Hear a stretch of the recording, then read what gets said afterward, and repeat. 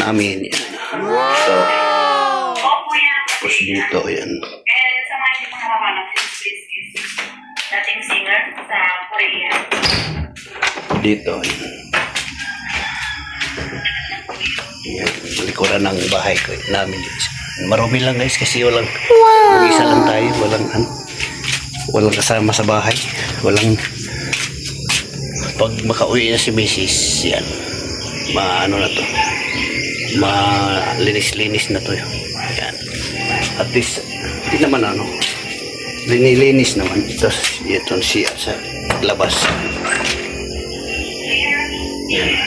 Walang gumagamit dito guys. Ayan, CR. Walang gumagamit dito guys. May tuko dyan sa loob guys, malaki. May tuko sa labas yan guys sa CR. Tapos sa namin kwarto may CR din doon, kaso hindi pa natapos talaga, hindi pa na tiles, pero okay na, magamit na siya. Yan guys, so flex ko lang sa inyo itong namin, yung pinaghirapan namin ng asawa ko na bahay, diba guys? Masaya lang tayo guys pag ganito, may tayo na ipundar sa sarili, yung hindi na tayo renta ng bahay. Na hirap kasi guys pag nagrenta, kasi may mga time na palayasin ka lang pag ayaw na sa'yo. O di ba, ayun, naranasan namin yan. Matagal kami doon sa bahay na rinintahan namin, tapos bigla kaming pinalayas kasi nag-iba na ang may-ari. Yung unang may-ari okay siya, mabait sa amin, hindi ka kami pina-increasean ng renta. Pero pag yung iba na ang may-ari, kasi namatay na yung matanda, yun, kinuha ng may-ari talaga na ng lupa, kasi yung bahay lang ang pag-ari ng matanda, yung lupa hindi sa kanya. Pag namatay yun, wala nang laban ng mga anak, kaya yun, pinalayas kami. Pero binigyan naman kami ng 3 buwan na palugit. Kaya buti na lang nakagawa kami ng bahay dito. Yung kubo-kubo lang dito. Kubo-kubo lang yung bahay namin, guys. Wala namang dito. Pero pinaghirapan talaga ito namin ng asawa ko. Lahat ng loan, pinag-loan ko para lang magawa tong bahay na to. Pero hindi pa siya talaga natapos, guys, totally. Marami pang kulang, wala pong tiles, wala pa masyadong mga gamit, pero okay na, at least matirahan na namin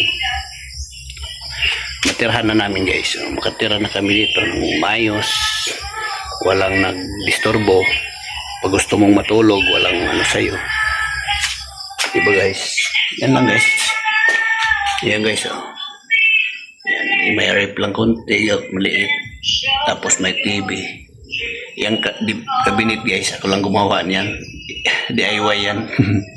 Para lang yung TV ko, ma-plaster siya ba. Tapos yan, lamisa, may mga cellphone dyan, naka-live, parang lang yan. Parang, yan. Diba guys, tingnan mo guys. 3 kwarto lang yan guys. 3 kwarto yan guys. Ilak natin para sigurado. Alis natin, nakalock siya. Ito yung kwarto ng anak ko guys. Yan. May bed dyan. Sa anak ko yan na kwarto. Tapos dito na kwarto, may dito guys, sa mga bisita. Pag may bisita pero wala pang gamit talaga guys, wala pa siyang gamit, ginawa ko lang ito, halayan, sampayan. Ayan na guys, puno na yung tubig. Puno na siya guys. Pwede dito yan, tingnan niya, puno na siya. Kaya tanggalin ko yung outlet dito. Yan, puno na siya guys. Bintana lang to guys. Yan, lock natin para sigurado. Ginawa ko yung sampayan dito guys, yung bintana. Walang tao dito sa na kwarto no. Pag may bisita, linisan ko yan. Gawin ko yan ano. Gawin ko yung tulugan ng bisita. Dito yan. Balkon dito, konti, maliit.